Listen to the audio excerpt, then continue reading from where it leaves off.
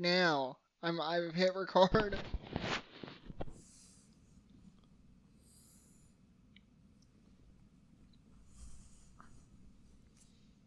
Oakley dokley.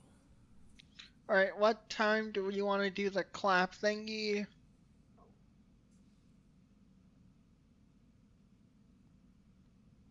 We can do 5.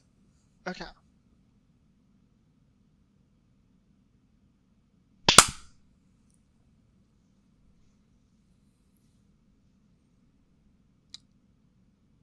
According to Time.is, it's World's Television Day.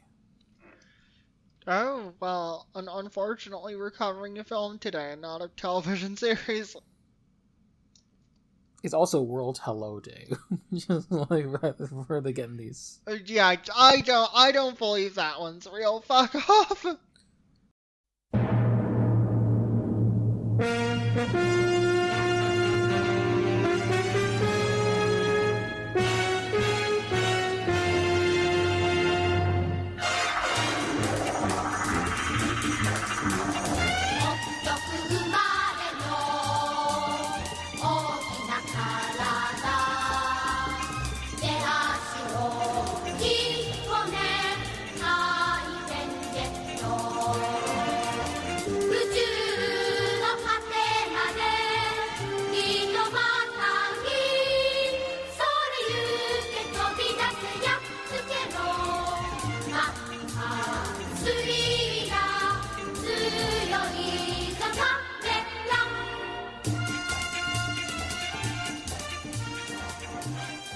Hello to all you absolute Tea Time Terrapins. Because it's, if you're listening to this on the correct day, it's Gamera's birthday. Whoa! Happy birthday, Gamera. Happy 60th anniversary. Anyway, Katherine's also. I didn't introduce myself, but you should know me. Nolan.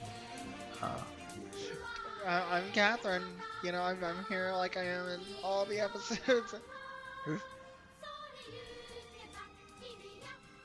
And this is the penultimate. Because we got one more movie left after this. One more film. Yeah.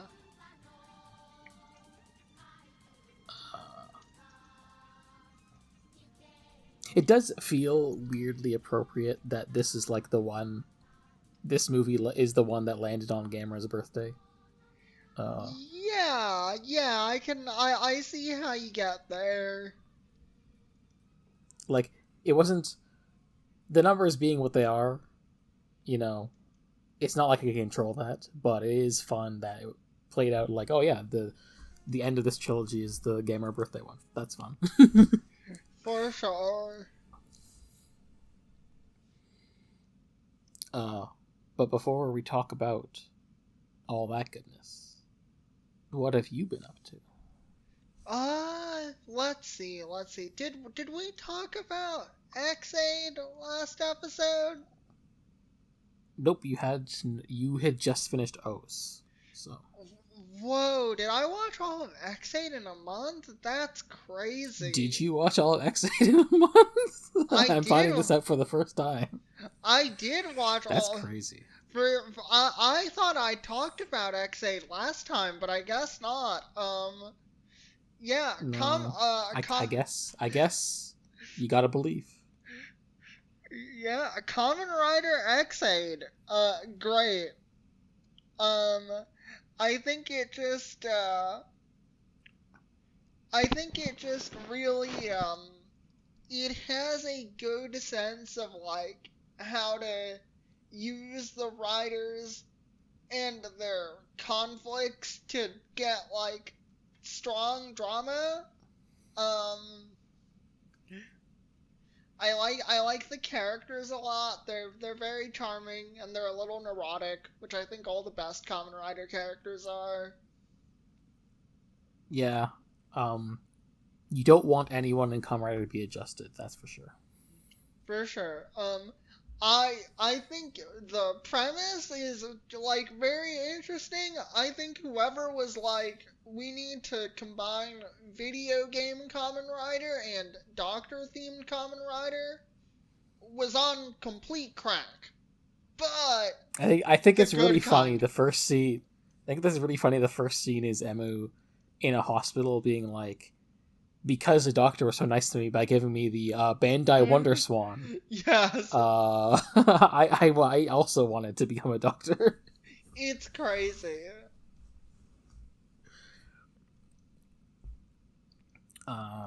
I feel like it took a bit for me when I watched XA to get into it. Partly because I feel like the secondary, tertiary writers I wasn't as grabbed by as much until like later on. Yeah, that makes sense. That makes sense. Like I feel like Hero's the one that's still kind of like the one I don't think about the most. That's fair. That's fair. I do like the way that he interacts with other characters. Yeah. I think I also didn't care much for Taiga, at least until he got like the surrogate daughter who kicks him in the nuts every day. Oh, I love Nico. She's great, Nico's so good. and Nico just like single-handedly made Taiga a more fun character because he's like she just keeps on owning him all the time. yes, definitely. I'm like fucking Nico is really fun, and by the standards of women in Kamen Rider, she is not treated too badly, which was a Yeah. bit of a relief. Mind you, that's not a high standard, but Yeah, the bar is on the floor. yes. Though apparently the people at Toei in real life have been treating women badly. Yeah, yeah. Because the Even entire Gojuzer fiasco has happened in the past month too. yeah, I don't watch Sentai, and even I heard of this. It's like generational fuck up. Like it's kind Generational of fumble unprecedented. on their part. It's crazy. Like people, like I've seen people be like, "Wow, this is like as bad as a fuck up as Hibiki," and it's like some people are like, "This might actually be worse in some ways." Yeah, I feel like a lot of yeah, unforced errors. yeah. What were they thinking? What were they not cooking? It's even worse when it's like there was rumors that this might also be like the last Sentai season. Yeah, yeah. Is a thing Do that we want there's to a talk about that? Like, do we have anything to say about that? I don't have much to say other than those rumors have been a thing for like as long as I can remember. Right. But also there may be more credibility this time, but also I'm not gonna until they announce what next year's show is gonna be, I'm not gonna comment on it. I'm just like, well, this is sure is a rumor. Right. And we'll see.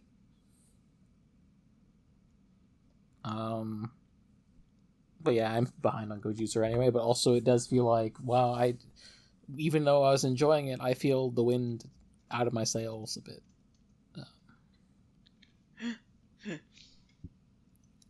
So you can continue talking about XA. Right. What the fuck else? What the fuck else I want to say? I love. Do you like Kyria? I like Kyria. I like Kyria. I was a little mixed on them bringing him back, but I think they did a good job with it in the post-series specials, which let me fucking I didn't tell say you. I didn't watch those. Oh, those are good. Those are good. To me, it reads very clearly as like we did not plan for Kyria, and honestly, probably even Kuroto to come back in our initial drafting of the show. So in the post-series specials, spoilers for X8, by the way. Oh God, right? Yes, spoilers for X8. It's too fucking late now. The post-series specials to me really read as like now that we have these characters and we're not writing week to week by the fly, we will actually do something with this. So Kamen Rider post-series material it's a real fucking mixed bag.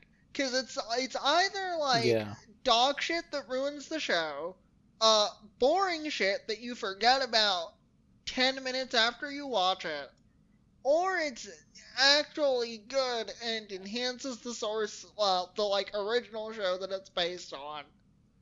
Uh,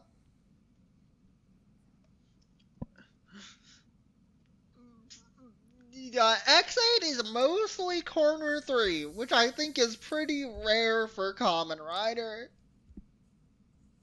That's pretty good. That's nice. Yes, yes. I never watched like the movie that was like episode final, and I'm like, I guess it's the finale, but I shouldn't watch it. No. True ending is whatever. You can probably skip it. Another ending, which is the despite being the true ending. Yeah. Another ending, which is the actual true ending, is really good. I really like it. I would say it's a little better than the ending of the show, even. I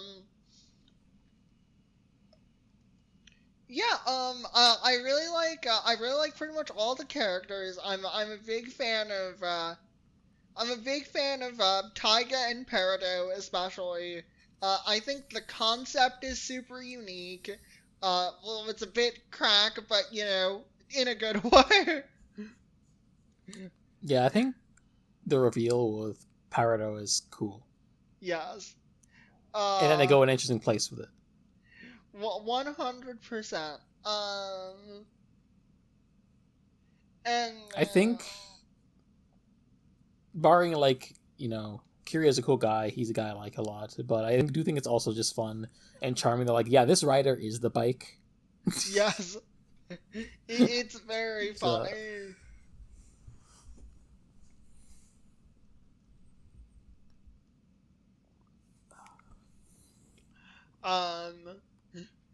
Yes.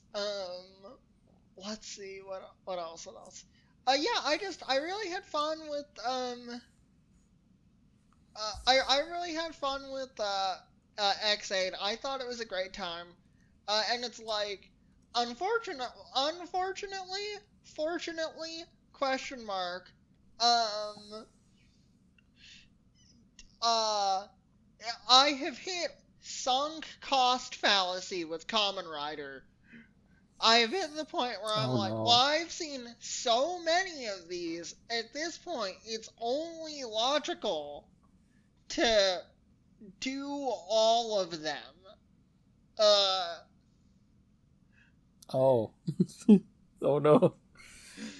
So in addition to finishing X8, I have also seen the first, I'm still working the first 24 episodes of the original Kamen Rider.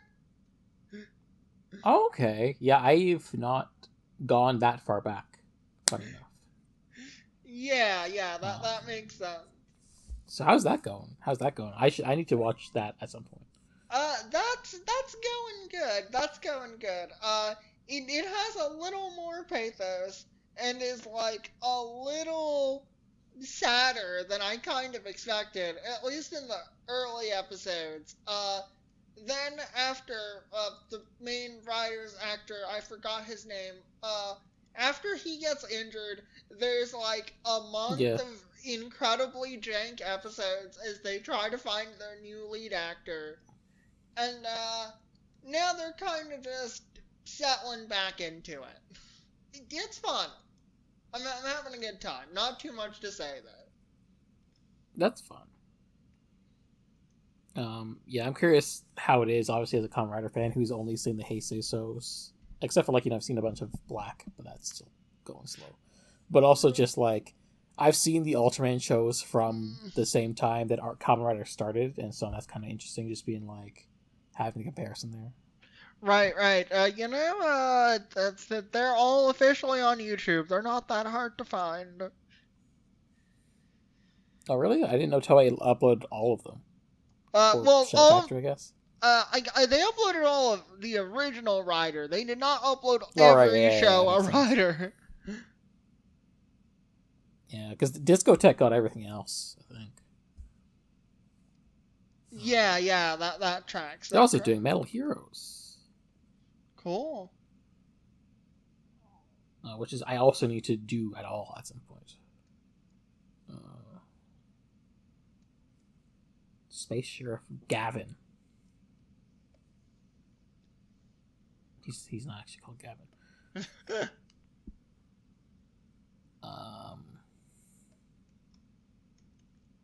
What else is there? Because I don't know what I've been doing. What have I been doing? Yeah, that's a great question. What have you been doing? I haven't been doing much. I've been very tired. You know, you're real for that. Saw Angel's Egg in theaters Yeah, last week. I didn't know Angel's Egg was coming out in theaters, so I just woke up one day and everybody I knew was watching Angel's Egg, and I was like, huh?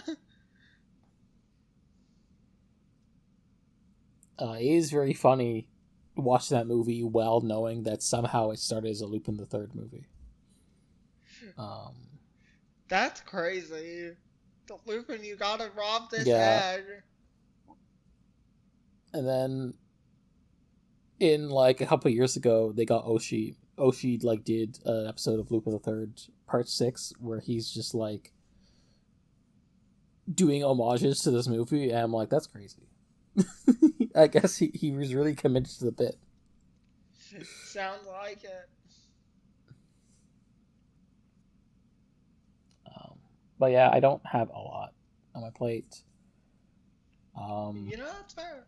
I don't know. I did finish Tsukihime, I think, in the between pods. Yeah, yes, yeah. Because I think last pod you had just settled into, okay, I'm going to do Tsukihime as a as a thing between Super Heapy and Suino Sora remakes. I don't read the same thing 3 times in a row. Yeah, and I kind of like. I picked away a little bit at Suino Sora remake and Kagetsu Toya, and then I guess either stamina or life combination. I haven't like read a bunch of them in the past week. Right. Which is a shame. I should go back to it. But I didn't. I didn't have this marathon blitzing that I did for Suhibi and Tsukihime, where I just kind of shotgun them, which is kind of crazy.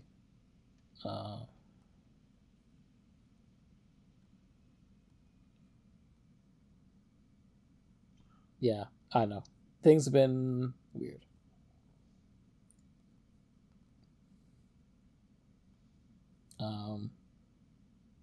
Yeah, I don't have very much to say. Ultraman 80 ended. It was alright. What's the next one? Oh, we're getting to the weird zone where they don't have a show on TV for 15 years, so there's random one-off nonsense. Okay. It's a strange era. Have fun. I feel like there'll at least be a couple of things in there that are. I mean, it'll be interesting to look at and talk about. So. Yeah. So I'm looking forward to it. It's just like it's very hard to say what is next. I don't know how to describe any of this pile of stuff. Right.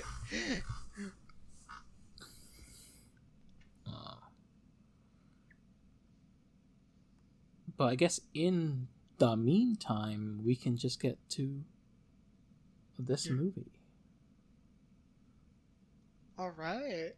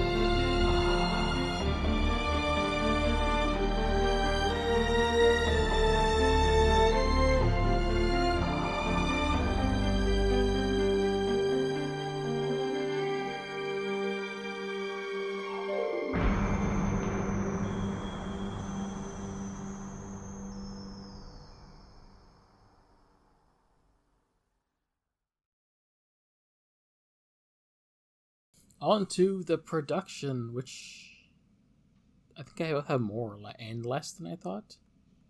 Oh, tell me more. Yeah, guess what? Fundamentally, there isn't much to say. The basic is like, the last two made money. They made another one with the same guys. You know, Kaneko's team is back. One last ride. Also, some actors are coming back with one last ride.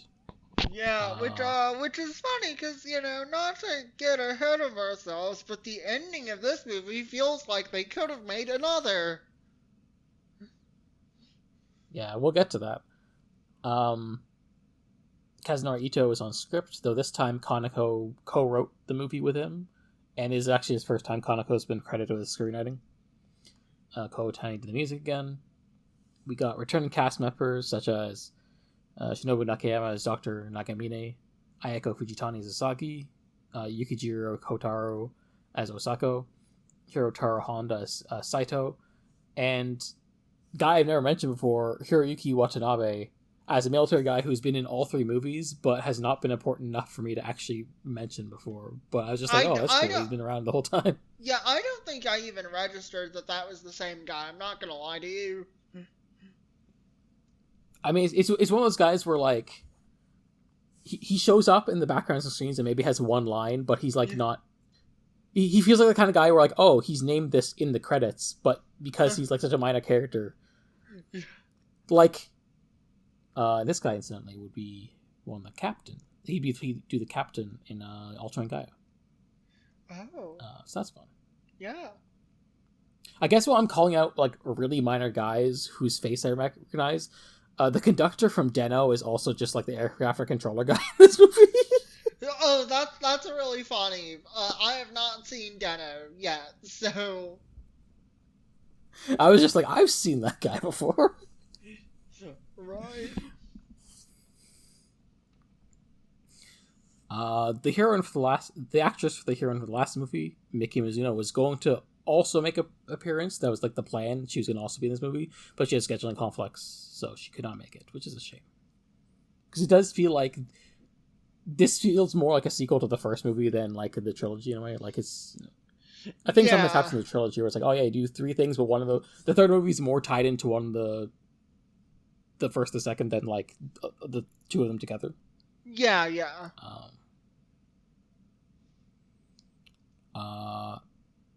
We have some new guys as well in this movie. We have Ai Maida as Ayana Hirasaka. She would go on to voice Kino in the 2003 anime adaptation of Kino's Journey. Oh, I haven't seen that yet. It's pretty good. I liked it more than the more recent adaptation they did.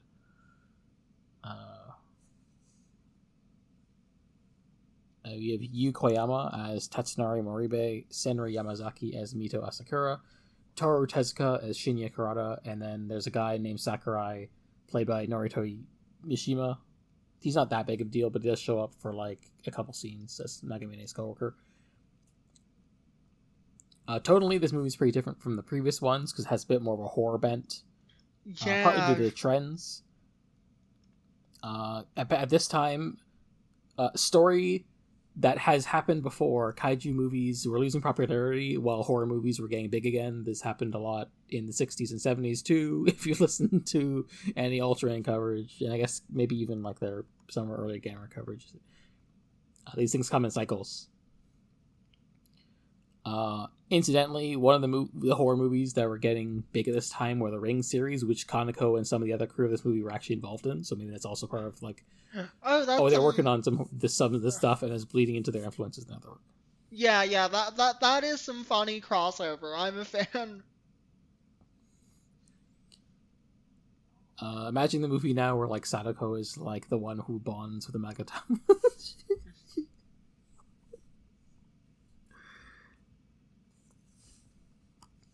Once again, Shinji Higuchi and Mahiro Maida worked on the new design for Gamera this movie. It's been noted by Maida that a lot of the those angular pointy designs for Gamera, the more extreme designs, from the first movie they got rejected outright were kind of just now they made it into this movie because they got slowly Gamera is getting more angular and freaky. So yeah, any vestiges of the cute Gamera from the beginning of the show are gone. He's a lot more fearsome now, even with like a smaller head to try to convey that symbol level of fearsomeness. Suit was sculpted again by Tomo Haraguchi, who after all those 3 movies of experience, he's like, I'm able to do my dream of having each of the plates on Gamera's back move independently. And I'm like, that's crazy, but good for you. Gamera suit actor for this movie is Hirofumi Fukuzawa, who at this time was simultaneously doing suit acting work for the 1998 Sentai season Gigaman. And then after this movie was done, he'd be immediately going into the mines to do suit work for Kamen Rider Kuga. Oh. Wow, we're rapidly approaching the 21st century. Yeah. I think I saw he was also like the main suit actor for Shinken Red and Shinkenja later, so that's fun. He has said that like the suit acting work for Kuga was more grueling than the suit acting he had to do in this movie, even though in this movie was one where he was like walking through fire and like slipped a couple times, or like they had a mechanism. Rough. That's rough. They had a mechanism for the suit to expel carbon dioxide, but at some point the mechanism failed and started putting carbon dioxide into the suit instead of outward. No. That's fucking crazy. Yeah. I imagine some of this stuff. Well, actually, hold on. Put up in that actually. Meanwhile, Gamera suit actor from the last movie, Akira Ohashi, plays Iris, the movie's antagonist, in this movie instead. However, there was also a second Gamera suit used in this movie, specifically for Ayana's nightmares. That's kind of nicknamed Trauma Gamera. Trauma Gamera? And that suit is modified from the... Yeah. And that Gamera is modified from the Gamera 2 suit. So, for those scenes, Akira Ohashi reprises the role as Gamera, just because, it was a suit he made for him. Speaking of Iris, his design was inspired by a bunch of different things, such as the Cthulhu Mythos by H.P. Lovecraft, Gamera's own virus, as well as Gigan from Godzilla, various kaiju, assorted kaiju from the original Gridman TV show, which was 6 years old at this point, the works of H.R. Geiger, specifically the Xenomorph, and perhaps the funniest thing I've read on a trivia thing ever, the 1995 Magic the Gathering card, Blinking Spirit. Do you have a picture of this? Should I look this up? I'm gonna look it up now because I forgot. Blinking Spirit MTG. Okay, let's see. I see it. I see. That's fucked up. That's crazy. Yeah. I guess because the 90s Magic the Gathering exists now, which it didn't before. Speaking of things that now exist that didn't before, Pokemon Digimon also inspired the sort of like Baby Iris design. Oh my god, we're really moving through like history. Pokemon is out now. We did skip to 15 years, so Yeah, that's crazy. Like Gamera, between Gamera movies, we got the Famicom to the PlayStation. So.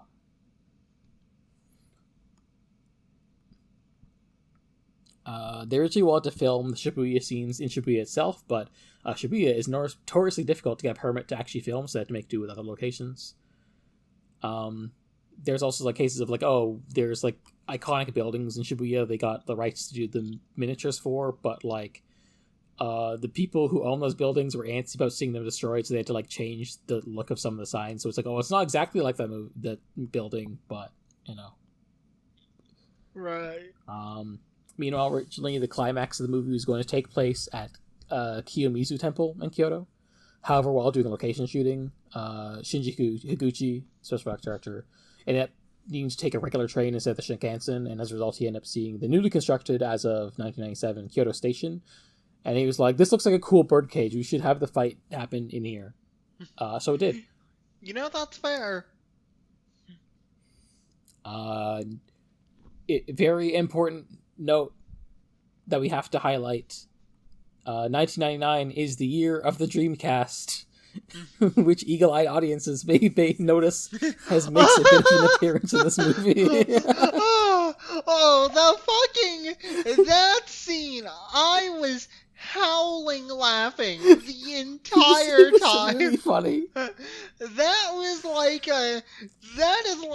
maybe the best scene I've seen in my life of somebody who is maybe third-hand aware of what a video game is, trying to figure out what a video game is.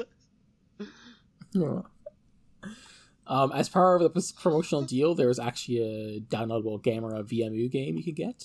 For those who don't know anything about the Dreamcast, the VMU was like the memory card for the Dreamcast that would plug into the controller, because it also had an LCD screen and sort of had it was kind of like a Tamagotchi. It had different mini games you could play on it as well. And then PlayStation was like, we should make the Pocket Station as a competitor to this. Yeah, that makes sense. I want a Dreamcast. Dreamcast seems so cool to have. Yeah, definitely. The new millennium. Anyway, now imagining Sega making a Gamera / Evangelion game because of the product placement deals. That would be really funny. Yeah, I need to probably watch Evangelion in the next year, because it's like... Wait, have you... We're getting to, like... Have you never seen Evangelion before? I have seen it, but I saw it in high school. Okay, that makes a little more sense. I was like, yeah, you're deep in so many... I feel like I've joked with you about the ending... I've joked with you about the ending of EVA Rebuild 4. Yeah, I'm sure we have, which is why my brain was like, wait a minute, there's no way that's right? Yeah.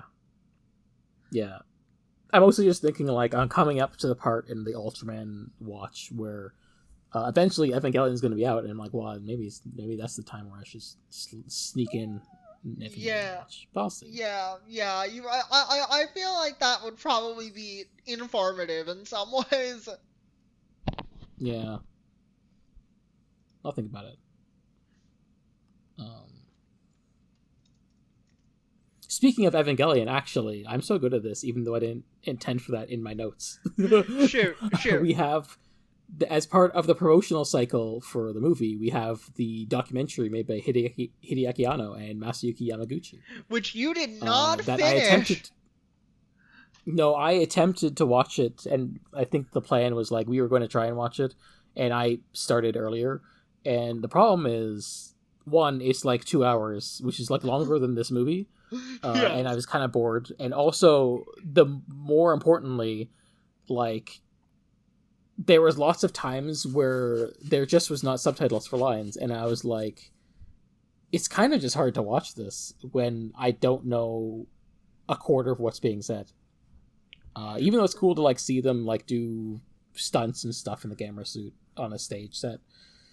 The plan fell through just because there wasn't adequate subtitles, and so I was just like, yeah, Katherine, no bother. I could not finish, so. Yeah, fair enough. Maybe it's for the best.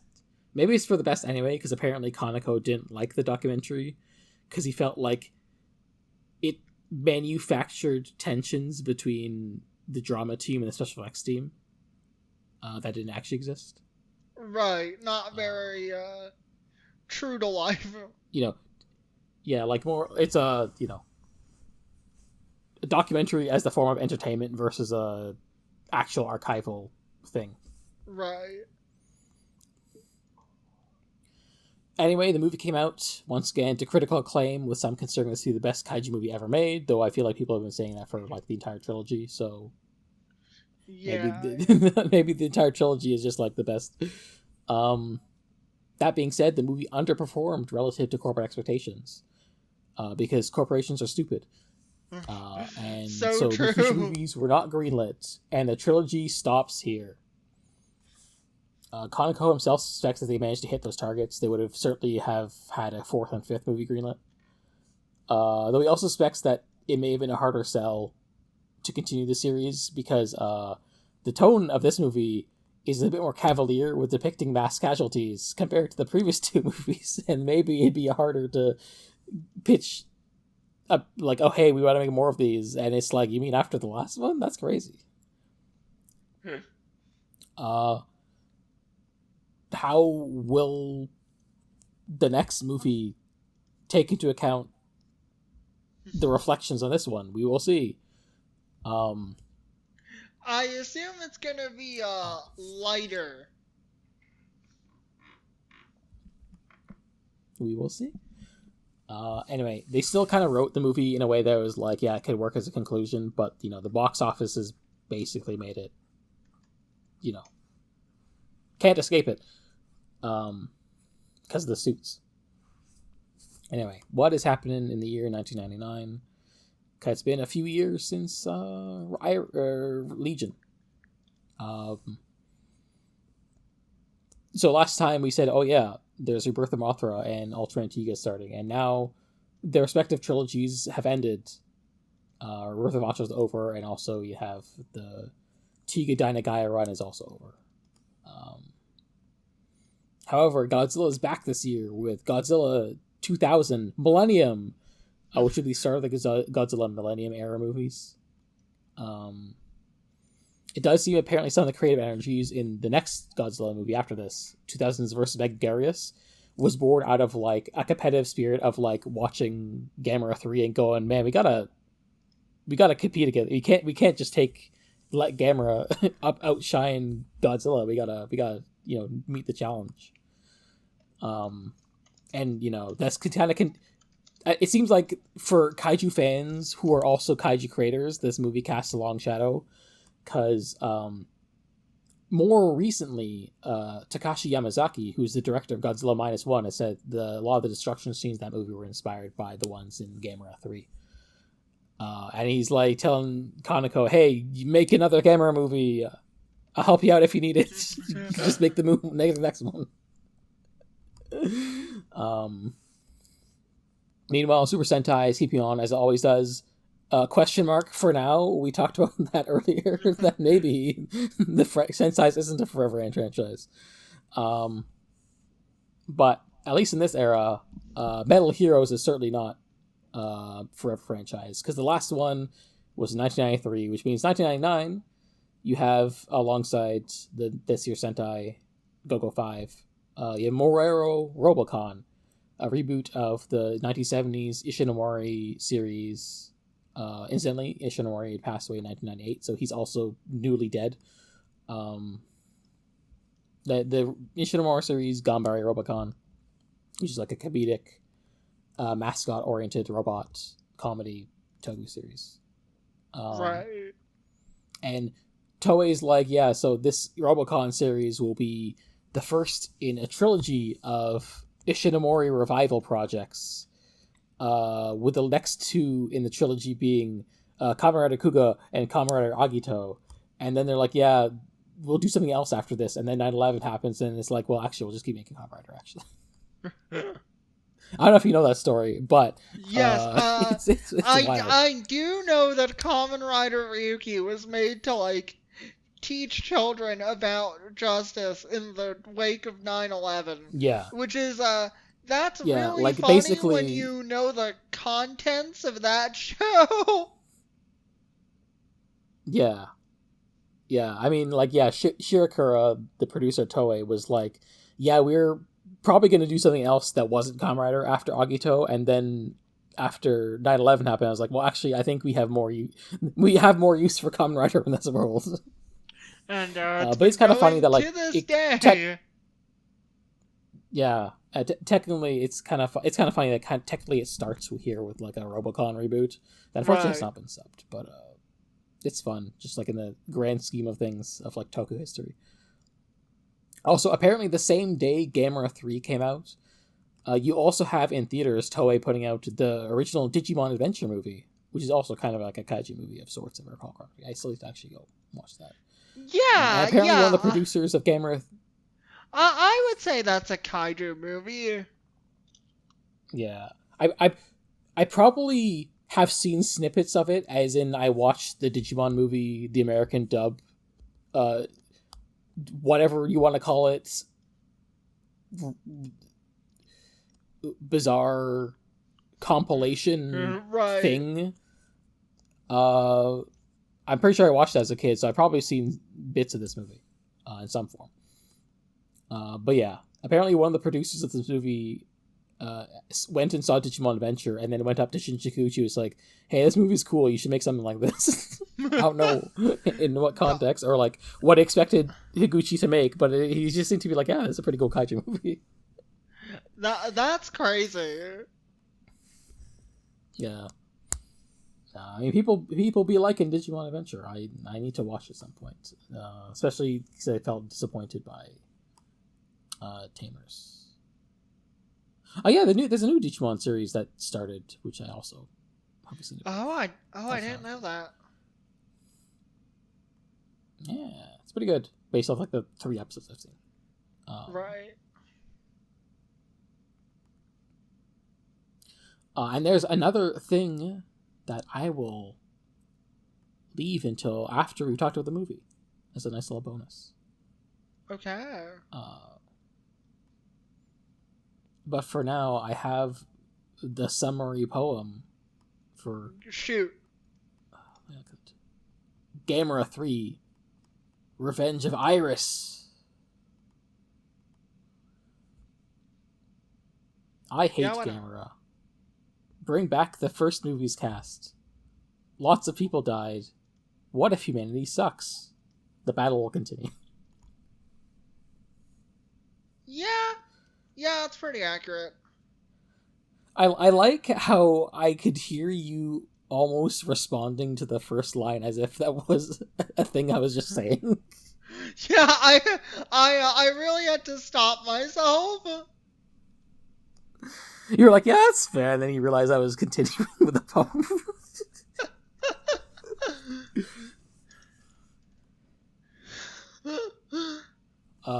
Fred from the Scooby-Doo movie voice, I think Gamera sucks.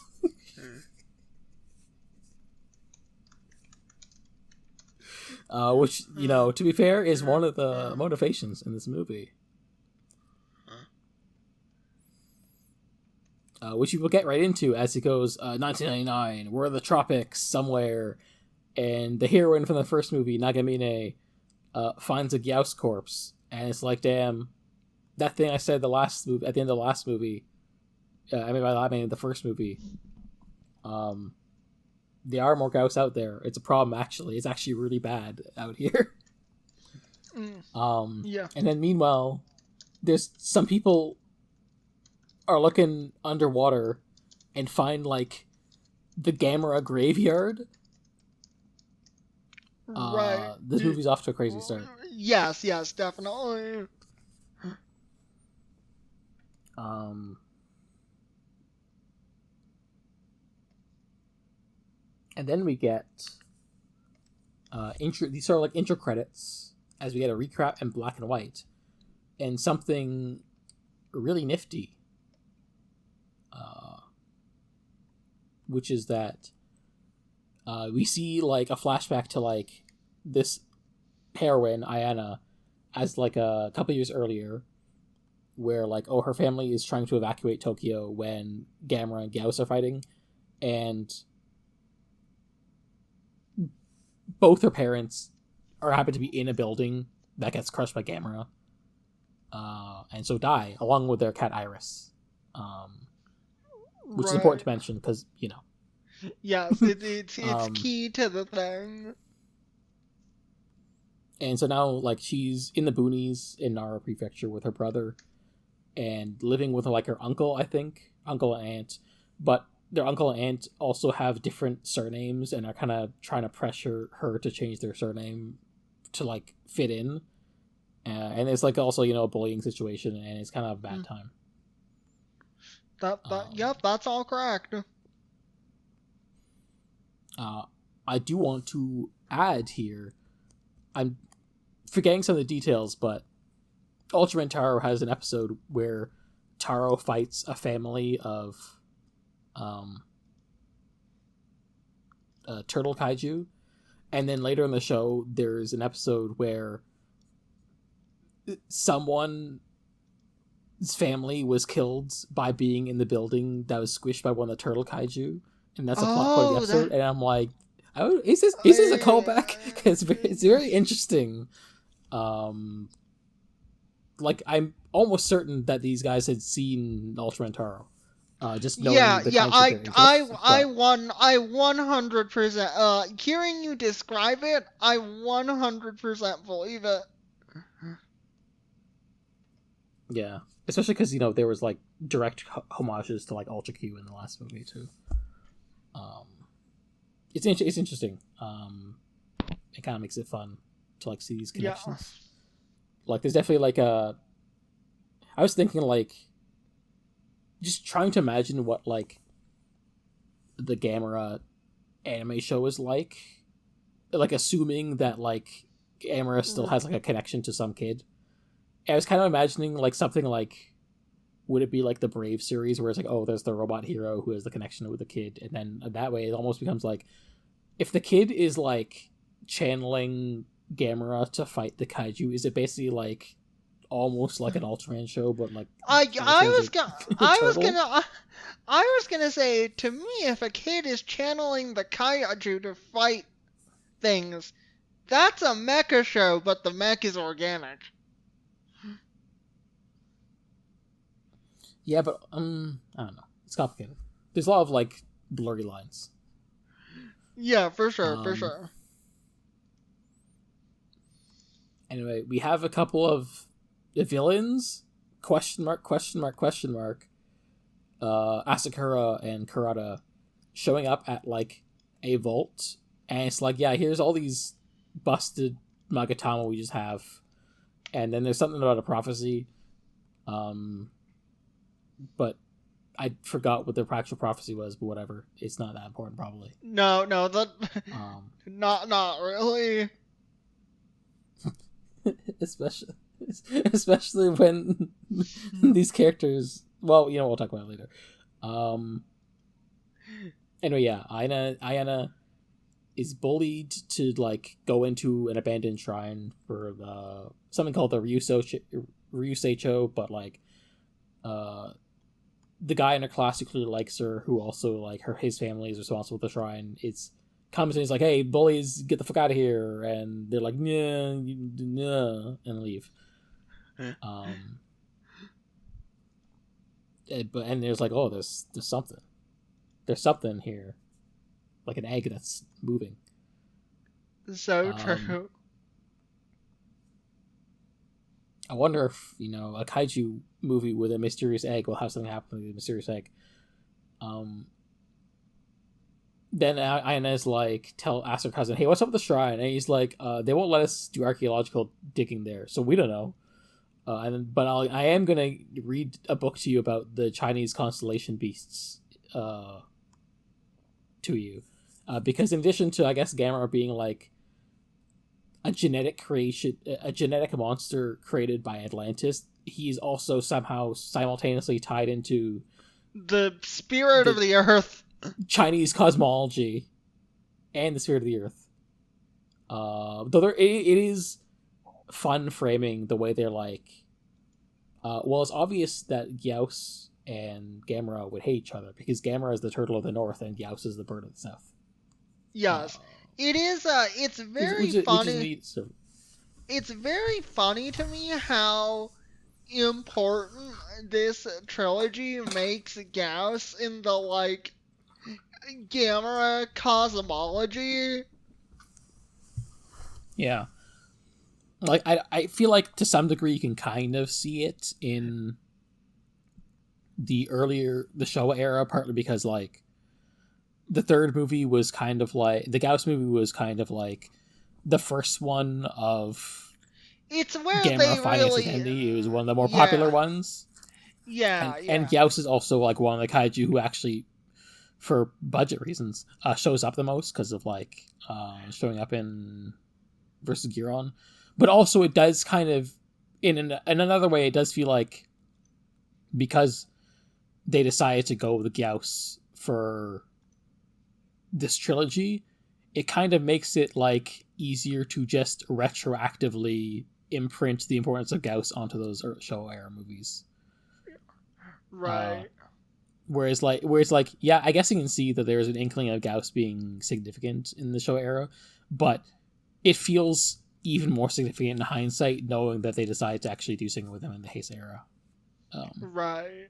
Whereas if they just went like, actually, we're really into Jiger, and for some reason everything about the trilogy was all around Jiger, then maybe we just be like, yeah, Gyaos is just like a weird guy who shows up for a few movies in the show era. What else up with him? Yeah.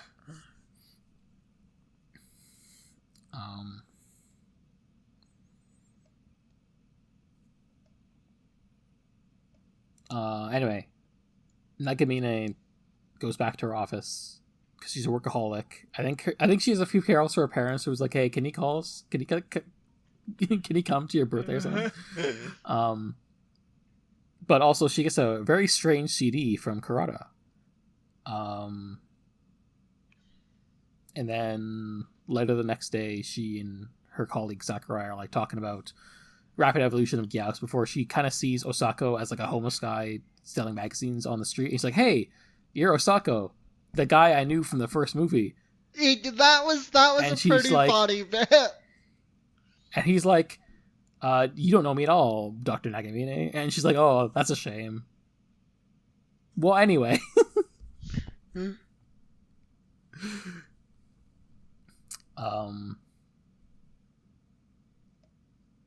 Yeah, it's fun. It's fun. Partly, I guess, like the actors they could get back. It is kind of fun, like seeing who gets importance now in the third movie. Yeah, for sure. But also, like, it does all in a way feel kind of weird the way that like almost no one from the second movie is here. Yeah. Like the second movie feels almost a bit feels pretty different. Like if Asagi wasn't there, there wouldn't be as much of a connection. Yeah, it would feel very disconnected. So it does feel weird. This feels super like a sequel to the first movie, even while acknowledging Legion happened. Right. It's a strange. And like acknowledging Legion happened in practice basically just means like, oh, we are acknowledging the literal existence of Legion, not so much anything else. I wonder if Sendai's been rebuilt yet. One thing I will say about that's nice about Nagamine coming back is like she gets to actually be involved and do stuff, unlike the girl from the last movie who was basically told, you are a woman, so you please don't be involved in operation. It's true.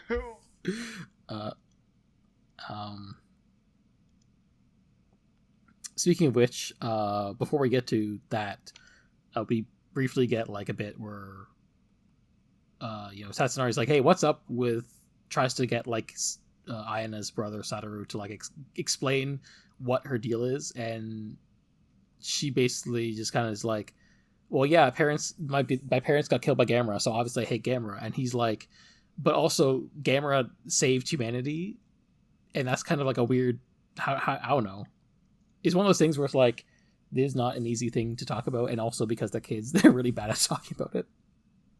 Because he's just like, but have you considered that Gamera saved humanity? And she's like, no, I don't care.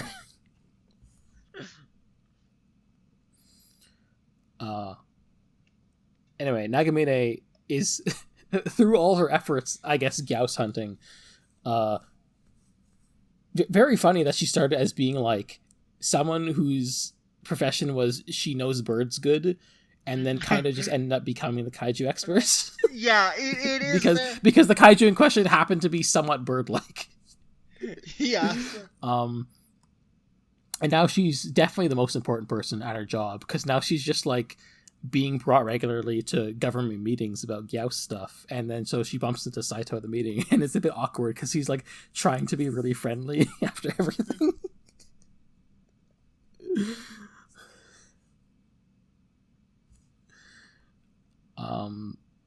But then like Asakura shows up and introduces herself and goes away, and then Saito tells Nagamune, he's like, hey, watch out, she's creepy.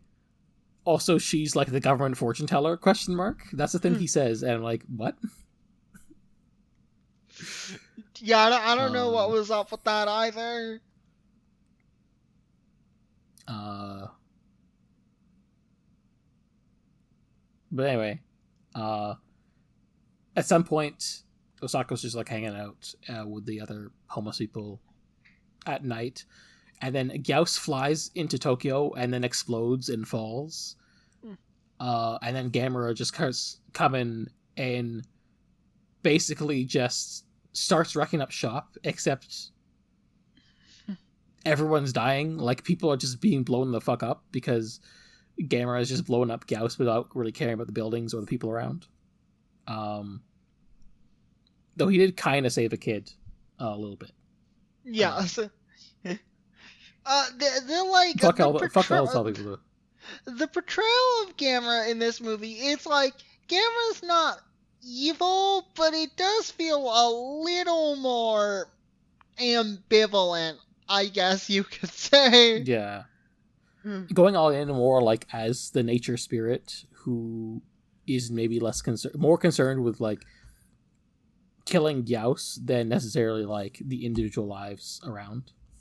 Yeah, even if like maybe some of the friend to children aspects is still there, but he'll still like go out of his way to save a child, even as he simultaneously kills, or at least his negligence leads to the deaths of like 20,000 other people. Yes. Literally the news is like, yeah, thousands of people died. It was really bad.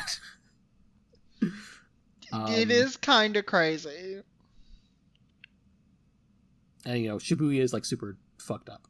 And I see this on the news, and it's like, well, now Gamera's got to go. And so she goes into the shrine and finds like an evil Magatama, like the reverse Magatama compared to like the Gamera Gakatamas. And there's where Tatsunari like gets a lore dumped about what the Ryuseicho is from his grandma. Yeah. It's like, yeah, it's a really bad thing, and regarding it to stop the bad thing from getting out. And he's like, I got a bad feeling about this. I'm gonna go check. And Diana's like with a weird tentacle cat thing, and she's like, yeah, I named it Iris after my dead cat. It's my friend. And then the Sega Dreamcast happens, and then Sakurai shows Nagamine, yeah, this is the Sega Dreamcast, and we have a video game where they can be used to predict future events. It's crazy. Yeah, somehow the power of the Sega Dreamcast is able to have a planet simulator, and Kurata made a planet simulator that uses mana. Because we're introducing the Polynesian idea of mana. And they're like, yeah, you know, when Gyaos first appeared, Japan's mana was low, based on the simulation. And so, so Kurata was once a game dev, but then he disappeared. We don't even know if he's alive. And then at the same time, Kurata's in like his male living space and gets a call from Asakura, who's like, yeah, the government's decided we're going to kill Gamera, by the way. Just as like to reconfirm, oh yeah, these two are in cahoots. The government, fortune teller, and Phil Fish, I guess.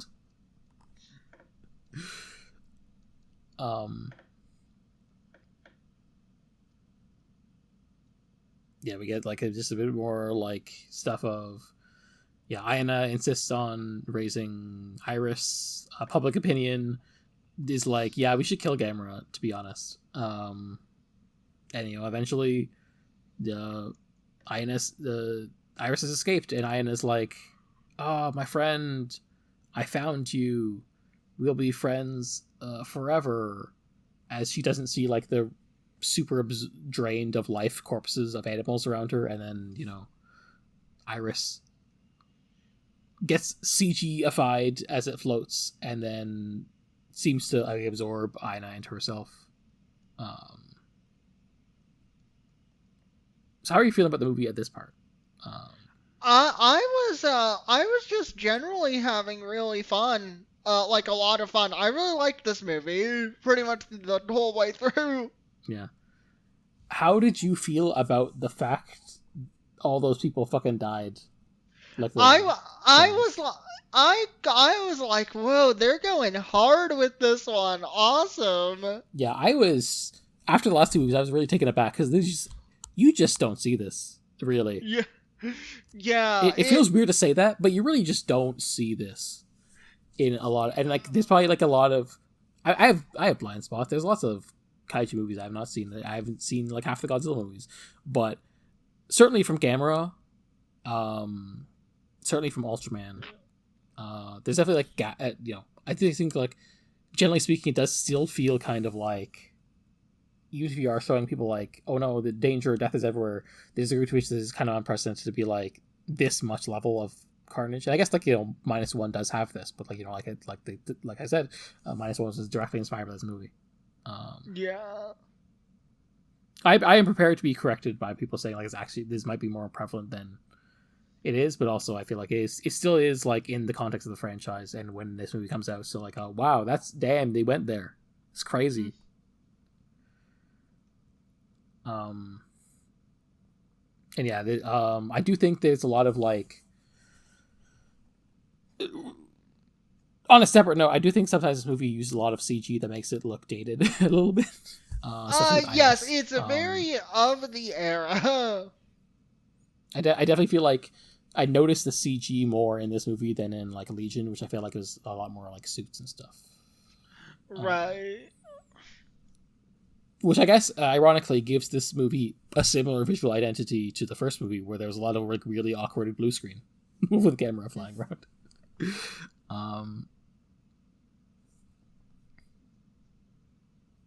But yeah, we have Aina absorbed while her Magatama glows. I wonder what this is trying to suggest. And yeah, Asagi ends up meeting Nagamine and tells her about, hey, in the Pacific Islands, they have this idea called mana. And then Nagamine is like, wow, mana. I heard about that from a Sega Dreamcast game. And so I guess like in the lore of these movies now, mana is like the life stream from Final Fantasy VII. And yes. Gamera needs the life stream to like live and also do his superpowers. And also for some reason Japan seems to be like where all the ley lines take everything for the live stream to go, which is why all the kaiju keep coming here. I think that's what's being said. It's a lot of technobabble that I'm you sure are just saying things. Functionally, I'm pretty sure that's it.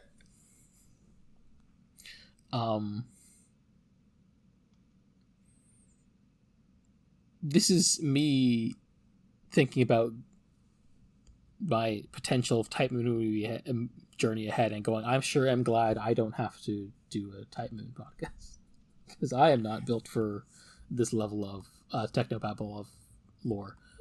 That's fair. That's fair. This is the most lore there's ever been in a Gamera movie. Yeah, like for some reason they were like, yeah, we're gonna reboot Gamera, the friendly kid kaiju movie, and make it like really lore based. And then also in like the third movie, Gamera just kills a bunch of people.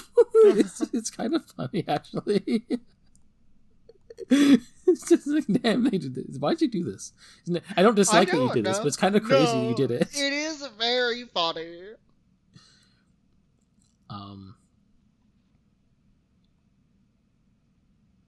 Anyway, we kind of just get like, oh yeah, I and his family was wondering where Ayana is because she hasn't shown up. Tatsunari tries to go find her at the shrine and grabs their ceremonial knife, and then she cuts her out of the cocoon that Iris put her in. And then she's taken to the hospital. And also, Tatsunari has to do some explaining to do, because hey, you knew something was up, and you kept it a secret. So now you gotta come clean. As she's being carried away. And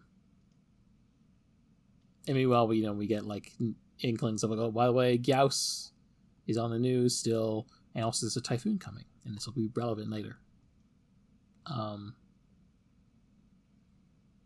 this is the part where Nagamine manages to actually confront Osako. She's like, okay, I know it's you. I'll buy you dinner. Let's go chat. And he sort of says yeah, he got fucked up too much from encountering Kaiju for the first time ever. Yeah. And so he's like, yeah, I had to leave all my life behind to try and find calm, and then I got this gig at a beer factory, but then Kaiju attacked there, and now I'm just a mess, and I just don't know what to fucking do. And then they watch the news for a bit, and then he's like, actually, I've decided my character arc has resolved in this conversation, and I'm going to join your team so I can stop running away. And she's like, cool. And he's recruited to the party. And they immediately go to Nara Prefecture to go, because they hear stuff's been going on there. It is kind of funny how quickly it turns around, but yes. I wasn't sure if you guys had to say.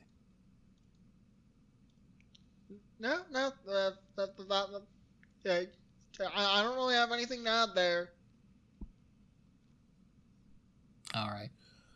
But yeah, they go to what ends up being they go to Ina's village and like her family's house, and like everyone's like, so many people are just dead from just being like vampired to death, including like Ina's entire extended family, which is kind of fucked up. Yeah, it's crazy. There's a little bit of a jump scare of like one of their like corpses just kind of like flumping. And yeah, they kind of like look around, and Nagamine is like, yeah, I don't think this is Gyaos, to be honest. It might be something else. No. And then she's a brief chase scene with Tatsunari, and he gets interrogated a second time. And eventually, like, okay, I this is where the stories kind of intersect. Is like Nagamine walks in on the hospital room where Satoru is like telling an unconscious Ayana, yeah, all our entire family's dead a second time. By the way, I'm 8 until having to tell you this. It's like rough. Yeah, this 8-year-old has a very rough life. Yeah. And then, Nagamine like calls Asaki, is like, hey, this girl has a Magatama too. That's weird. And also has a swollen hippocampus. What's up with that? Hippocampus being like the part of the brain that's like memory and stuff.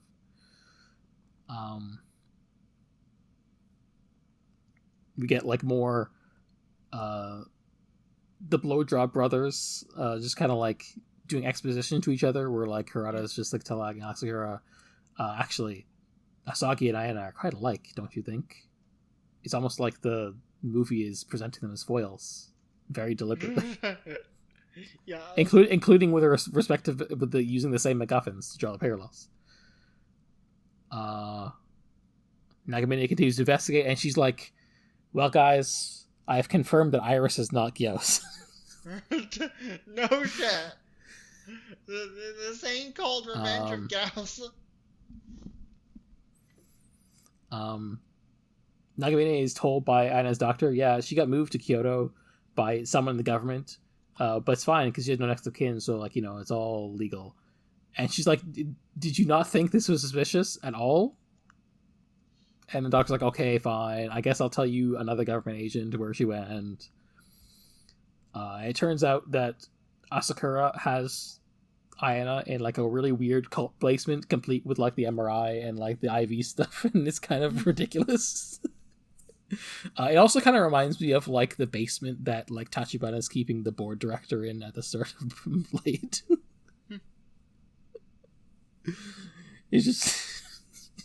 It's just kind of really funny. Just like you have like all this like occult stuff drawn on the walls, and meanwhile, maybe not cult stuff, but like at least occult stuff or magical stuff. Right. And then meanwhile, you just have like this like hospital bed complete with like a computer matching the heart monitor stuff. It's very funny.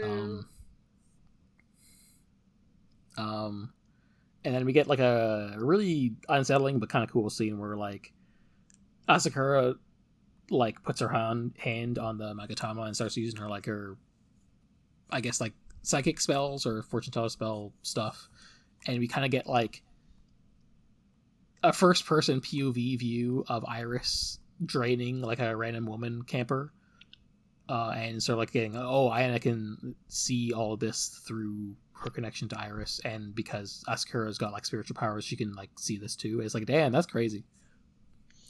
Also, yeah, you need to do the girl dirty like that, to be honest.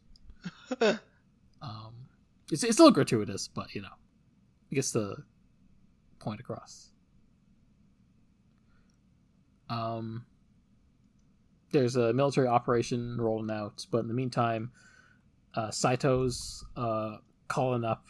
You know, he's talking to Nagamine on the phone. He's like, "Listen, I can't do much, but you know, after the last movie, I'm a good guy now, and I believe in Gamera, so I'm going to help you out." And he pretty much tells him, "Yeah, go here, to get Ayana." Also, Asaki is like, as the person with the most like personal connection to Gamera, I am personally offended and discomforted by the idea that someone does not like Gamera. You know what? She's real for that.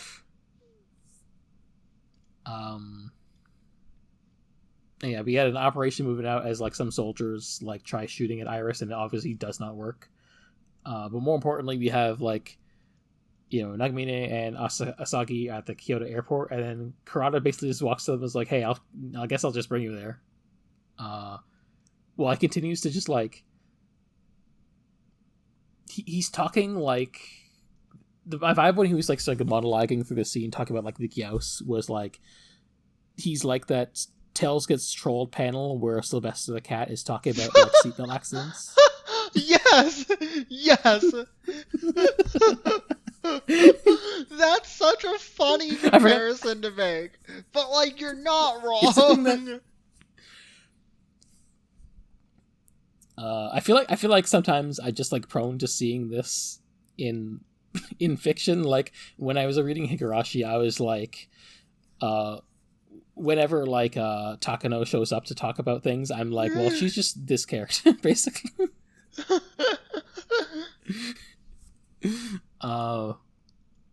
Basically he's just talking about like the idea of like, yeah, Gyaos exists for a reason. It's there to like, for when human civilization falls and just become decadent, Gyaos is there to be a reset button. And you know, he's like, well, you know, Gamera is a vessel for Earth's will, but like there's other vessels and they all failed. That's why we have the big graveyard. Though there is kind of like a consideration of like Asagi and Kurata are also say like, well, all the Magatama are dead, so like maybe that's why Gamera seems to be lacking like the consideration and empathy in its like battles, because like it doesn't connect with humanity in the same way, so isn't looking out for them as much. But I think it's like an interesting observation, though Kurata also says like, well, my view, there's still like an inherent link that Gamera still has to humanity even without like the Magatama. It's just like, and that you see is actually Gamera's fatal flaw. He's like, yeah, don't worry, Gamera still has a connection to humanity, derogatory. But I do think that's like a fun idea, like, oh yeah, like because the Magatama symbolizes the psychic connection between a person and Gamera, like when all the Magatama are gone, then Gamera is basically just like doesn't have like someone's like heart connected to him to actually like be as considerate of like the lives of humans around him, even if he's essentially still like trying to more or less save the world. It's hard to say.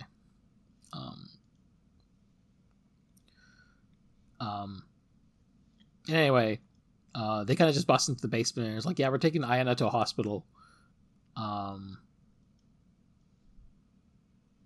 And she's like, well, my reason is we don't know if she got fucked up medically, so it's probably better to like do this in a hospital. Was her like justification? And then she kind of just notices the Magatama again. It's like, oh man, Magatama. Meanwhile, Osako has just kind of been in Nara still, and he's like, Tatsunari is like being depressed, and so he's like, hey, want some food and some a life advice and also a lift to Tokyo? And Tatsunari's like, yeah, sure. So off to Tokyo, because they're like, yeah, everyone is converging onto Tokyo because that's where all the fighting's gonna happen. Yeah. Including a typhoon, and also Gamera, and also Iris. Yeah, they Iris, of course, being. They really try to give the climax of this movie as much like aura and vibe as they possibly can. Yeah. And like Iris is there because like Ayana's there and they have this like connection, and Gamera is chasing Iris, and it is kind of funny, like, oh, there's also a typhoon there. Yes. But you know, much like the first movie, the Air Force is like going to prioritize firing on Gamera. And you know, Gamera seems to be shot down, and Iris descends to Kyoto to find Iris. Everyone's kind of stuck in the train station because like the storm's raging. And they kind of thinking, hey, is Iris searching for Ayana? Did they want to fuse?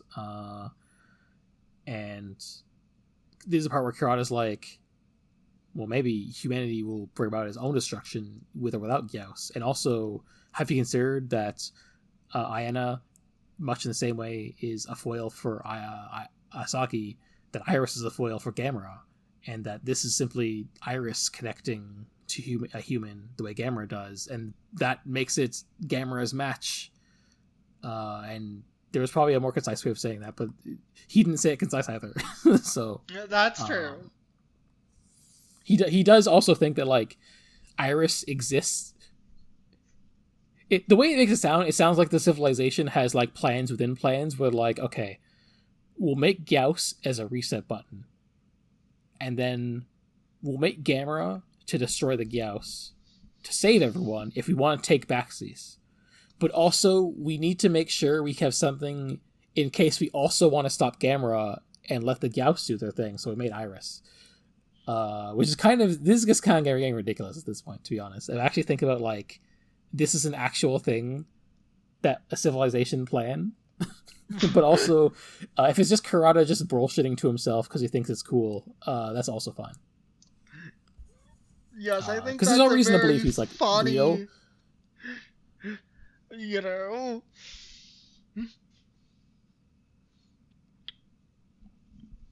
Yeah, this is a guy who's like, yeah, here's my perception of the world and creation that I have decided to turn into a simulation for the newest Sega hardware.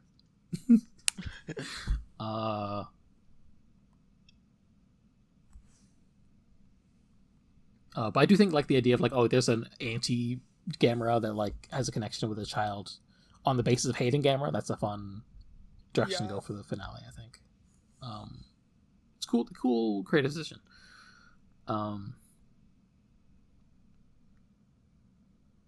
Anyway, Iris has landed. Ayana goes to meet Iris. Osako and Tatsunari are in Kyoto now, and Osako basically like just holds off a cop so Tatsunari can go into like the evacuation zone to actually find Ayana.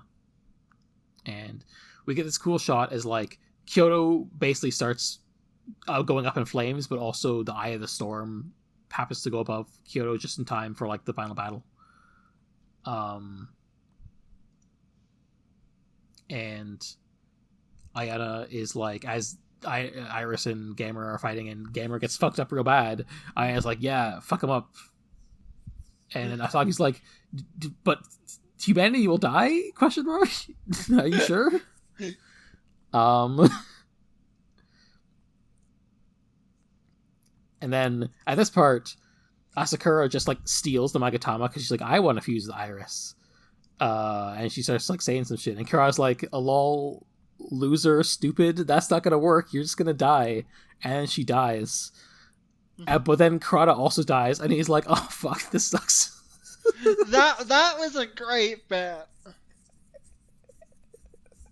Just like, cause like they're like crashing into the Tokyo station. All this debris from the station is just falling on them, and like it's just very funny. Karada's just like, "You're being very dumb," and like kind of smugly like watching Asuka go to her doom, and then immediately after, like he's also gets caught. He's like, ah, "This sucks. Oh no." Yeah. I don't know what the point of these two in this movie was, but Karada was fun at least. For sure.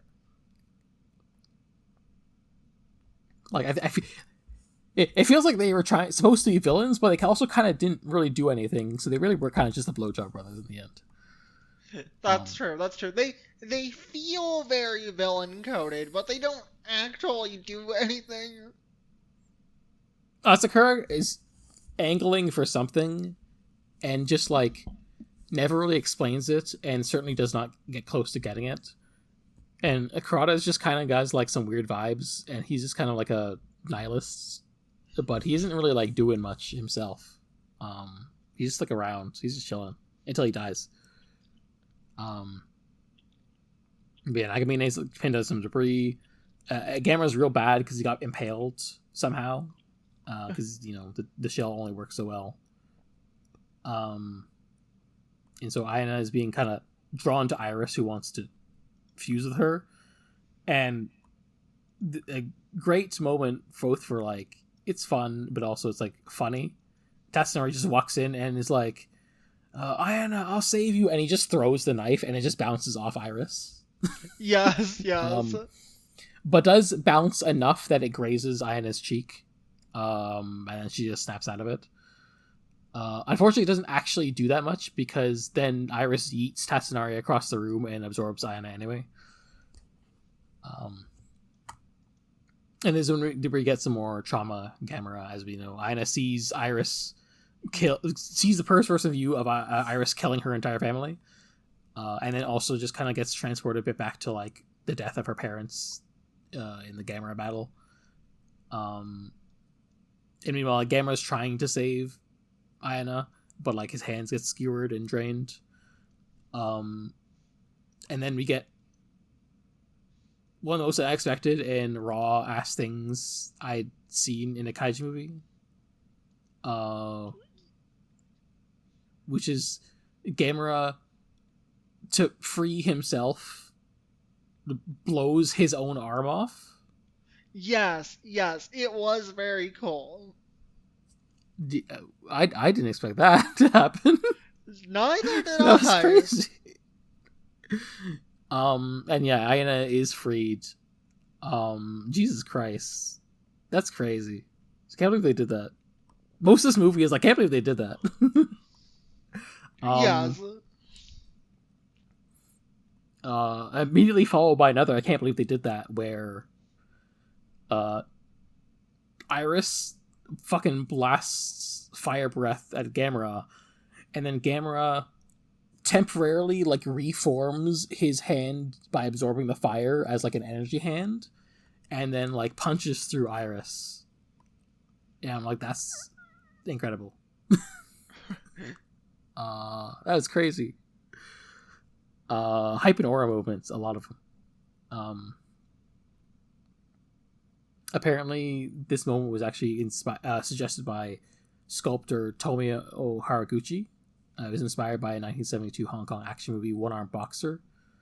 Because they were like not sure what they wanted.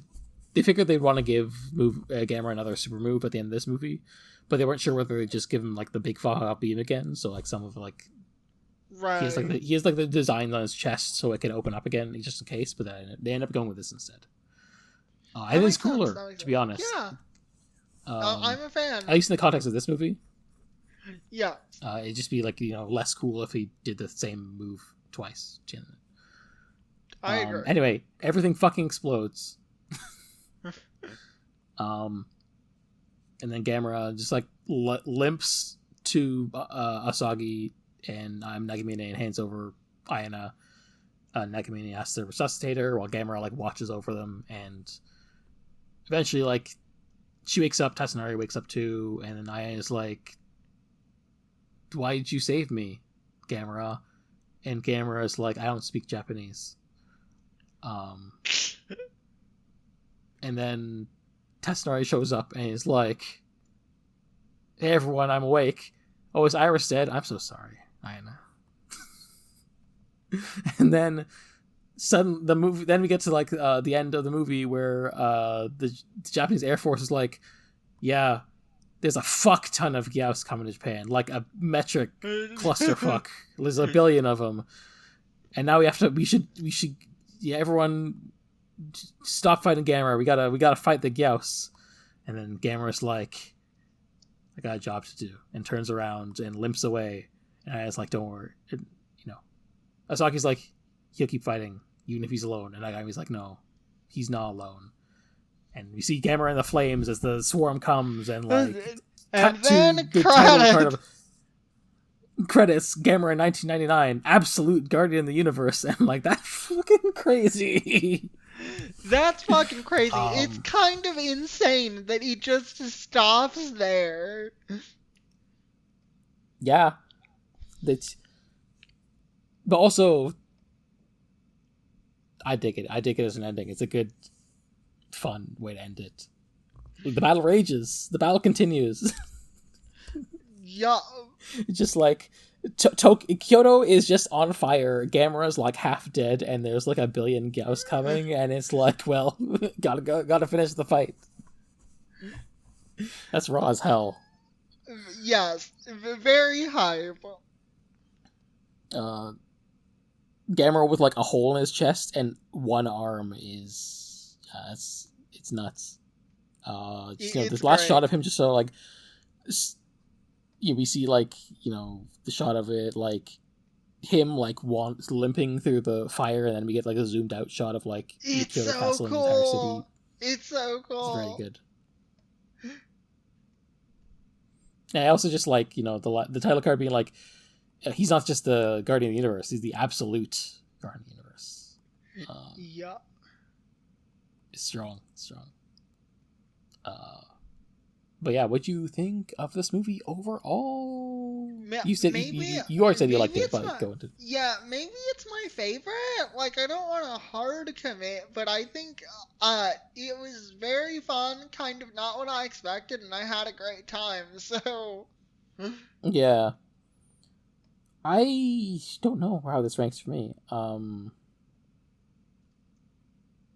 Like I think overall, I think of this trilogy, I think the first one is probably the weakest. That's like relatively speaking. Like it's not. Yeah. It's definitely like these three movies are definitely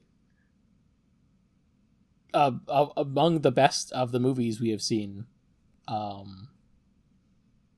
Which not even a question. Like the quality is just like leagues above most of the show era. It's just a matter of like preference. I think like 2 and 3 are probably stronger movies. I think when I first watched 3, I think I was maybe a little more leaning towards like, I feel like I'm not as into it as I was with 2. But I think maybe like thinking about it more and maybe talk like as the week has gone on and also like talk about it, I feel like maybe I like it more. I don't know. They're like, I don't know. There's a lot of good things about this movie. For sure. Obviously, it's rad as fuck. it's really cool. It's really good. It's like obviously the way we've done things is there isn't like, it's hard to like add more discussion where I'm like, I'm gonna just walk through the entire movie, but which is why when we switch to a different format, I'm gonna change how I do things. But that's 2 months from now. Yeah, we'll worry about that later. Yeah. For now, yeah. You have any like cool moments or like highlights of the movie you just want to like bring up? Just mention. I think we went through most of them in this summary. Yeah, I just wasn't sure like what you felt like what are some things like you wanted to like bring more attention to if you. I think the hypest moment is definitely the ending. Yeah, I mean it's kind of hard to match that. Right.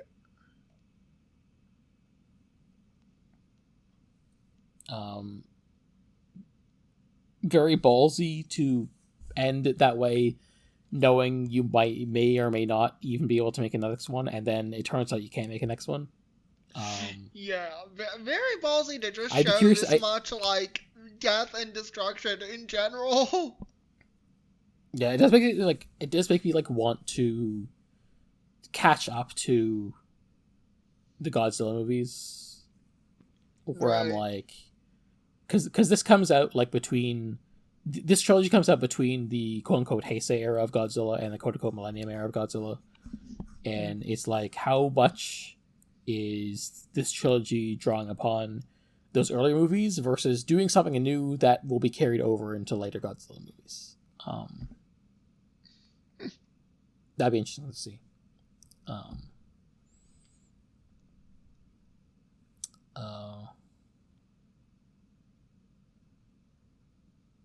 Yeah, it also makes it feel like it's a shame that this is like the penultimate movie, that we just didn't get more Gamera movies. It's kind of crazy because I feel like I had this understanding of Gamera as a big, like, you know, what's the word? As a big, as a big IP? cultural, yeah, that's the one. As a big IP, and then I started this podcast with you, and I realized that, they haven't made one of these in 2 decades.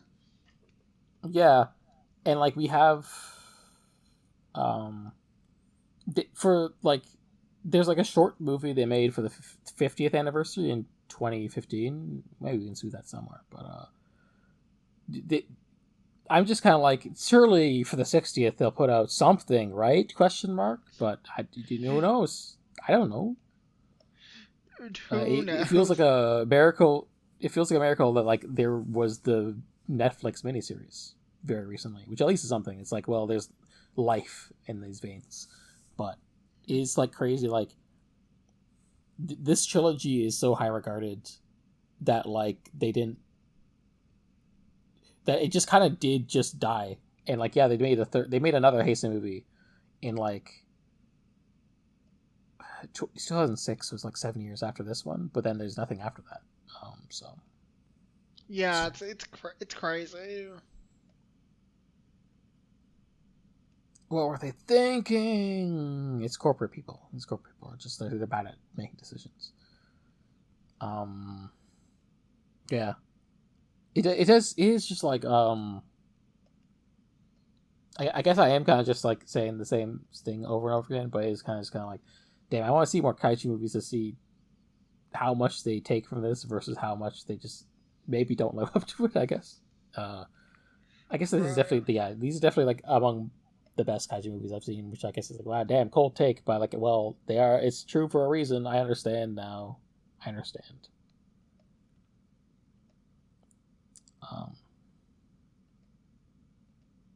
Yeah, I don't know. There's much to say beyond that, but it's like, I guess we can't keep saying, "Wow, that was cool." Wow, that was cool. Wow, that was. Cool. But it was cool. But it was cool. It was. It was happy birthday, Gamera. Yes, happy birthday to the turtle. Happy birthday, Gamera. It was very cool. When you blew up your arm.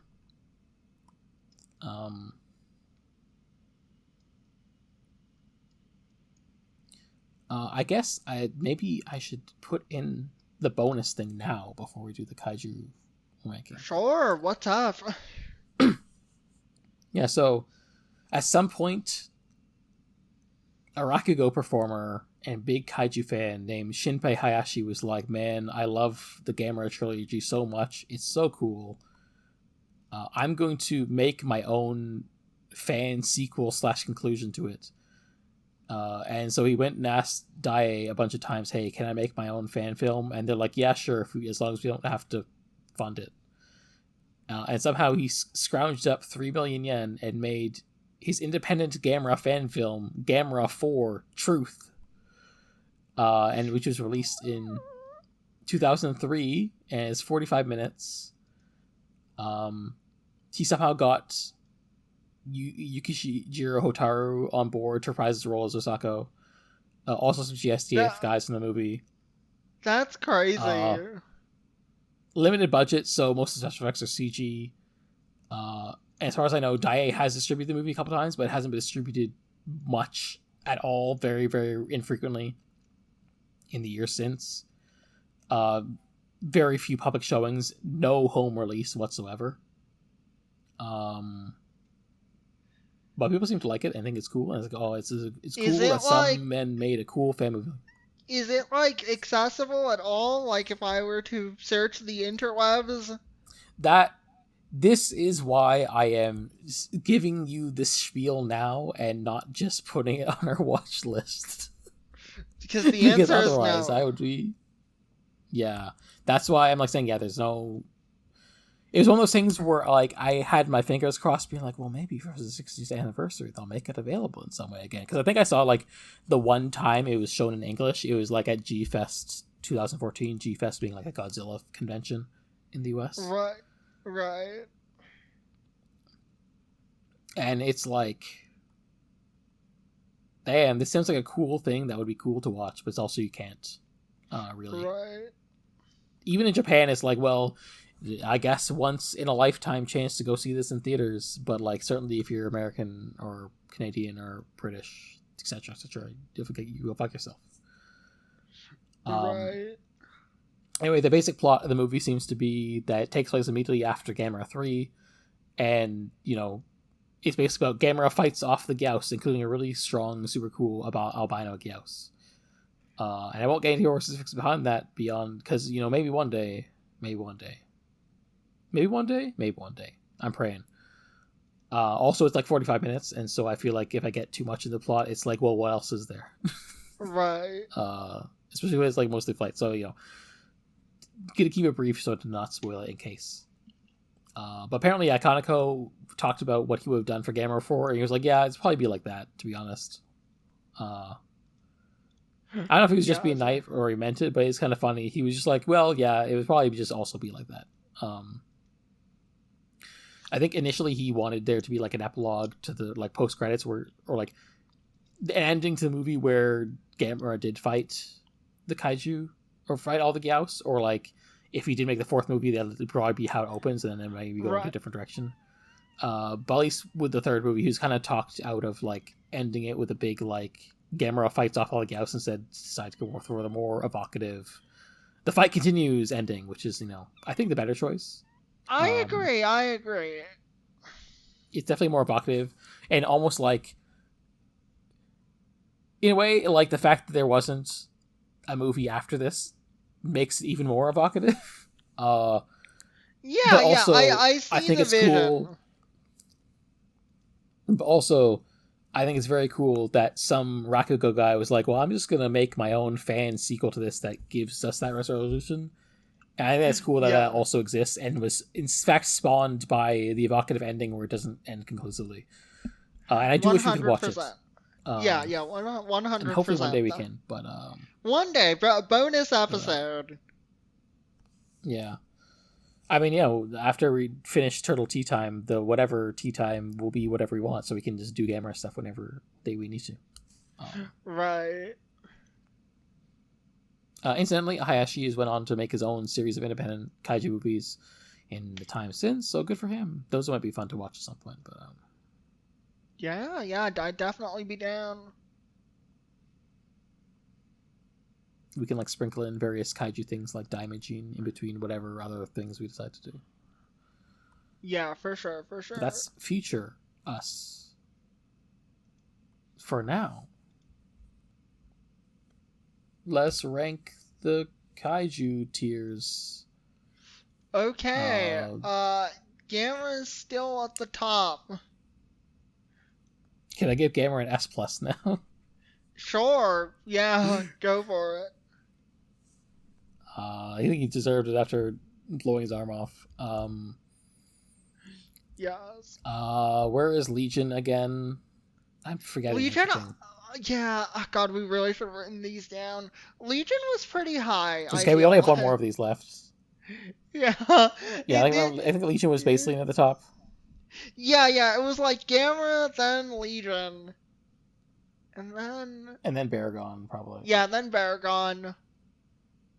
Uh. Uh, Yeah. I think then below that you have like Gyaos with like the buff that this trilogy gives it. Yes. And then I'm thinking like Giron and Zigra kind of just exist, right? Right. And then below that you get Jiger, and then Virus is like kind of the bottom. Yeah. Um. How do we feel about Iris? I think it goes higher up, but I still don't know how Yeah. high. But I think it's cooler than Gyaos, to be honest. Yeah, either right below Baragon or right above.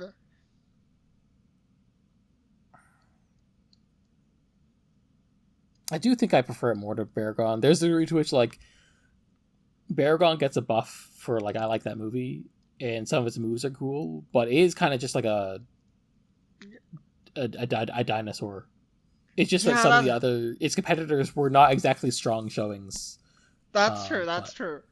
Yeah, sure. Sure. I mean, we can put it above Baragon. I like Gamera versus Baragon a good deal, but that's only like Baragon himself is only part of that.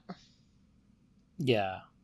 He's a fun, goofy guy, but also, there's lots of reasons. I had this thought that I just remembered right now. I feel like this movie's like the closest a Gamera movie has been tonally to versus Baragon since that movie, and that's kind of wild. Yeah, that is kind of crazy. Except I can't tell if this movie is like darker or not. It might be because of like how many people just die, but also a lot of people do die. No, we do get a lot of people dying from like Baragon's rainbow breams, and I don't know. Yeah, I won't pick favorite. I won't pick. Baragon, like if we're talking about pure darkness, Baragon does also have the like imperialism themes or attempt at them. Yeah, also like a murder on screen.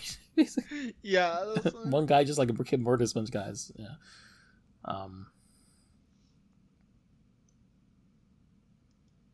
Dude, damn! Actually, that went pretty smooth. And then we have only one more left. Yeah, the end of an era. The project will be over, and the new era will begin. I think I did decide in like the past, like a week or so after we had our last pod, I was like, yeah, I'm probably just gonna have Turtle Tea Time be like these 12 movies as planned, right? And like we'll still begin the rebrand next thing with the cleanup stuff we're gonna do, but we won't worry about it'll be like, oh, this is the new thing. This also be allowed to do Gamera as part of it. Yeah, works for me. Works for me. What if they make a 13th Gamera movie? I mean, we'll just like include it in the new brand thing. Just like make it less confusing. I just don't want to like worry about the admin of like, well, bring back Turtle. I'm just like, I don't want to keep doing that in case they make more Gamera stuff. I'm just like, keep it to the original scope, and then leaving room for Gamera to be included in future things is my way for future proofing. Works for me. I guess we didn't say what we were doing as the roundup for the Gamera stuff, because we did have like, we said, oh yeah, where there's 2 other stuff. We didn't say what it was, so maybe we can just say that now, because it's like after that movie. After the next movie, we'll be doing those things immediately. I feel like we can just bring that up next time. I think it makes a little more sense to me. Okay, yeah. I mean, one of them we've basically been saying we might do the entire time, and the other thing is a thing people might not know exists. So that's fun for people. But okay, yeah. Yeah. I will defer to Catherine and then keep you in the dark for one more month. Yeah, so stay in suspense. You'll be in more suspense even longer for the thing we're doing after Gamera. True. You said that so close to your mic, I got spooked. Weird. I just shifted my position by like 0.5 of an inch. I wasn't trying to do a bit or anything. Yeah, you sounded like twice as close and loud. It's kind of wild. That's crazy. That's crazy.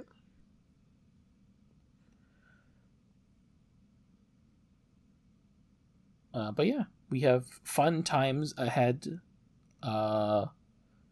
At the very least, we have a rough podcast schedule until like this time next year, so that's fun. Yup. And then who knows what will happen after that? Because one thing at a time. One thing at a time. We'll figure it out. But yeah, here's my elaborate 5-year plan for all of my bucket list, which I will impose on everyone.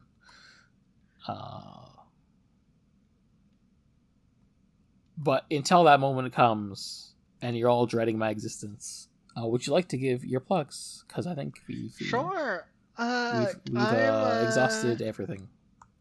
Yeah, I'm at Kimi Katherine .bluesky.social. And you can find my visual novels on mismatchedwings.h.io. Yeah, that's me.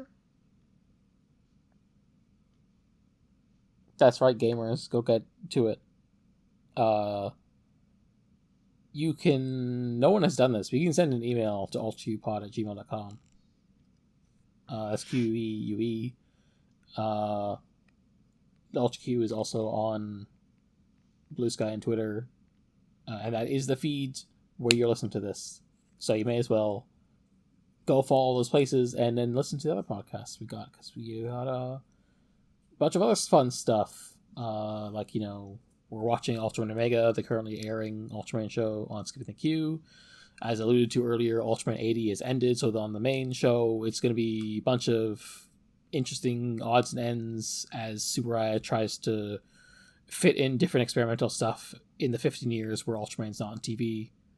Like Andrew Mello's 45-episode miniseries of 5-minute episodes, loosely based off of a manga.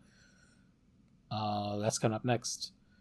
And also, I think I have the dates right. I think also on the day this is coming out, we will be having the penultimate Golden Kamui podcast. So hey, penultimate Gamera and penultimate Golden Kamui the same day. I still have to read 2 volumes of that. Good luck. That's being recorded in 2 days. I mean, it's fine. I just have 1 day to read 2 volumes, which is maybe a bit of a pain. But it goes quick when you pace yourself well.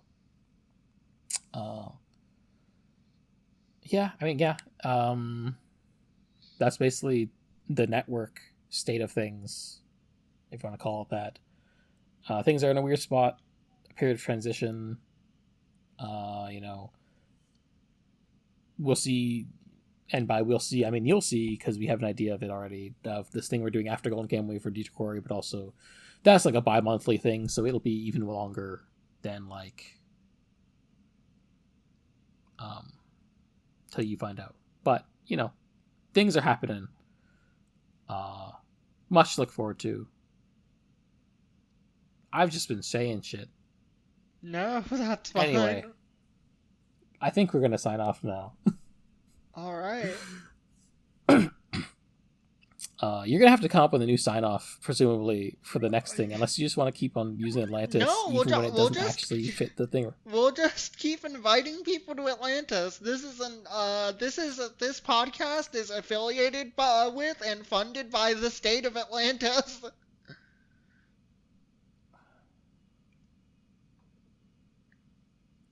Catherine's using it on my own.